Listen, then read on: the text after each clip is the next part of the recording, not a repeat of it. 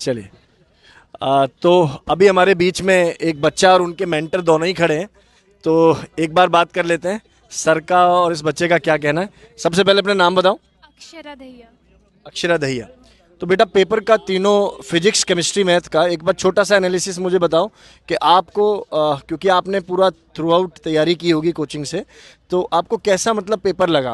आप एक स्पेसिफिक जैसे केमिस्ट्री में आपको फिजिकल केमिस्ट्री ज़्यादा इसमें स्ट्रांग लगा, या आपको लगा कि मैंने ऑर्गेनिक बहुत पढ़ी, या पीवाईक्यू में बहुत ज़्यादा ऑर्गेनिक थी, लेकिन एज़ कम्पेयर टू जो आज पेपर आया। देखो, किसी भी पेपर का एनालिसिस कैसे करते हैं, मैं भी एक टीचर हूँ, मैं केमिस्ट्री पढ़ाता हूँ, तो मुझे एक छोटा सा आइडिया है कि जो आप मॉक दे रहे हो, अगर उस नंबर से आपका नंबर कम आ रहा है, आपने उससे कम क्वेश्चन अटेम्प्ट किया, तो पेपर का ऑब्वियसली टिपिकल लेवल बढ़ा है पिछले सालों से, और आपको लगता है नहीं उससे मेरा ऊपर गया, तो ऑब्वियसली आपका पेपर थोड़ा सा वीक है। तो अब मुझे उस आधार पर एक बार बताओ कि फिजिक्स, केमिस्ट्री, मैथ में आपका क्या एनालिसिस है।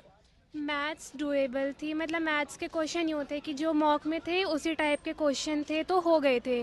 फिज़िक्स में थोड़े से मतलब जो फॉर्मूला हमें कहे गए थे कि भाई इतने एक्सपेक्टेड नहीं है, आज तक क्वेश्चन आए उस पर भी क्वेश्चंस थे। मॉडर्न फिज़िक्स से क्वेश्चन थोड़े से ज़्यादा थे, और केमिस्ट्री में इनऑर्गेनिक से सिर्फ 3-4 सवाल थे, और ऑर्गेनिक और फिज़िकल को मिला के स्टेटमेंट बेस्ड क्वेश्चन बहुत सारे थे, असर्शन रीज़न थे, जो कि हमने मतलब नॉर्मली उतने प्रैक्टिस नहीं करे थे, तो असर्शन रीज़न के बहुत सारे क्वेश्चंस थे फिज़िकल में भी।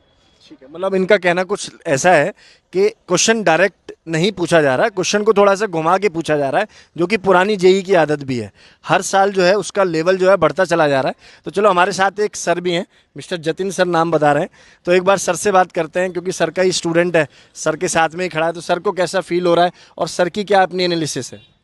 सर देखो, सबसे पहले तो जिस बच्चे को आपने 2 साल पढ़ाया वो बच्चा आपके साथ है और पेरेंट भी साथ में है, तो इससे बढ़िया मूवमेंट नहीं हो सकता, और यही मूवमेंट फील करने के लिए मैं यहाँ पे आया।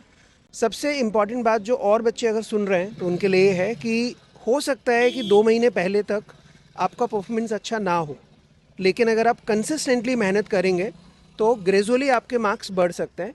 अक्षरा उनमें से एक एग्जाम्पल है कि पिछले 1 महीने में इसने जो मॉक्स दिए हैं उनमें उसमें अक्षरा का स्कोर ग्रेजुअली इम्प्रूव हुआ है, और जो लेटेस्ट 2 मॉक्स हैं वहाँ पे इसका स्कोर अभी तक का जो स्कोर था उसके हिसाब से बेस्ट स्कोर था।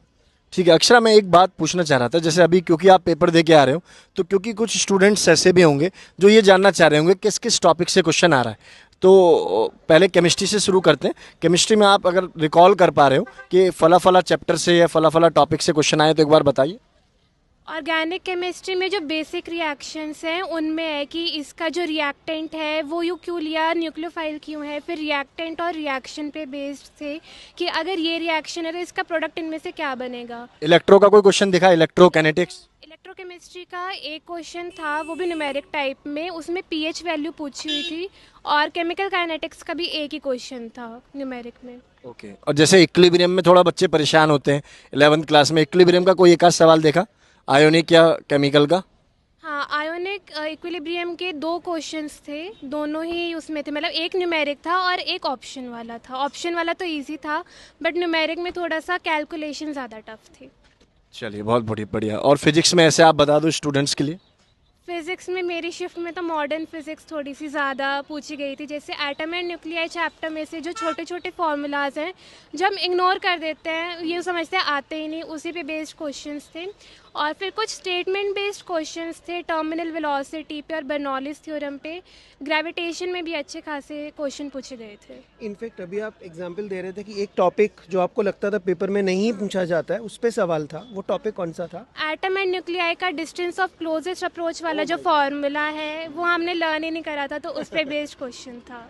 तो इन्होंने बोला कि एटम एंड न्यूक्लियाई में डिस्टेंस ऑफ क्लोजेस्ट अप्रोच, यही सेम चीज़ हम लोग पढ़ाते हैं केमिस्ट्री वाले रदरफोर्ड मॉडल के अंदर, और बिल्कुल उसको छोड़ के चलते हैं मोस्ट ऑफ द टीचर, क्योंकि रदरफोर्ड में वो थ्योरेटिकल पार्ट पढ़ाते हैं, डिस्टेंस ऑफ क्लोजेस्ट अप्रोच का फॉर्मूला नहीं पढ़ाते। ऑब्वियसली थोड़ा सा टीचर के लिए भी चैलेंज रहेगा कि अब थोड़ा सा जो पढ़ाने का तरीका है, या जो हम लोग सोचते हैं कि भाई बेसिक है ये तो बच्चा कर ही लेगा, वो सब पर भी प्रॉपरली ध्यान देकर पढ़ाना पड़ेगा। ठीक है, थैंक यू सर।